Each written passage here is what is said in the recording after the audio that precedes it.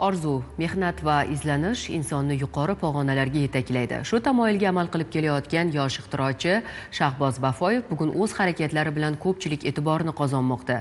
Bolalikdan raketa modellari yasashga qiziqqan Shahboz bu orzuni amalda ro'yobga chiqardi. U yaratgan raketa modellari xalqaro musobaqada e'tirof etildi. Kosmonavt yoki uchuvchi bo'lishni, sehrgarga aylanishni orzu qilmagan bola bo'lmasa kerak. Shahbozning ham orzusi uchuvchi bo'lish edi. Bular havoda uchgandan keyin ko'proq vaqt uchishi kerak. Bu alohida yo'nalish. Vatanparvar tashkilotining G'ijduvon avtomobil maktabi aviaraketa model to'garagida ishlaydigan otasining ortidan u yerga qatnab yurgan yosh Shahboz 5-sinfdan boshlab o'z qo'llari bilan raketalar yasashni o'rgandi. Jajji qo'llar bilan jajji orzular osmonga uchiboq yerga qulasada uning quvonchi ichiga sig'masdi va yillar bo'yi davom etgan bu sinovlar o'z natijasini berdi.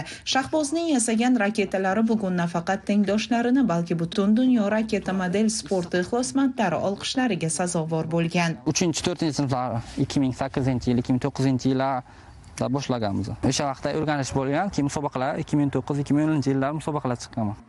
Shahboz Bafoyev bugungi kunda Navoiykon metallurgiya kombinati yong'in xavfsizligi guruhida qutqaruvchi lavozimida ishlaydi. O'zbekiston Respublikasi mudofaasiga ko'maklashuvchi vatanparvar tashkiloti sportchilardan iborat milliy terma jamoa a'zosi. Yaqindagina Qozog'istonning Baykonur kosmodromida bo'lib o'tgan raketa modelchilar bellashuvida o'zi tomonidan yaratilgan raketa modellari va ularning ochiq osmonda nechog'lik parvoz qilish imkoniyatlariga ega ekanligini namoyon etib, u musobaqada faxrli egalladi.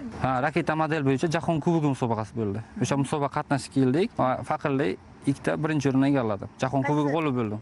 Ko'p joylarda ham bu sport turi endi ommalashmagan. Chunki mutaxassis kam respublika bo'yicha. Shahboz 2017-yilda prezidentimiz farmoni bilan Mard o'g'lon davlat mukofotiga ham sazovor bo'lgan. Yurt o'g'loni yaratuvchanligi va innovatsion g'oyalari bilan barchani lol qoldirishni davom etmoqda. Ulkan maqsadlarni ko'zlagan yigit yana bir katta loyiha ustida ishlamoqda.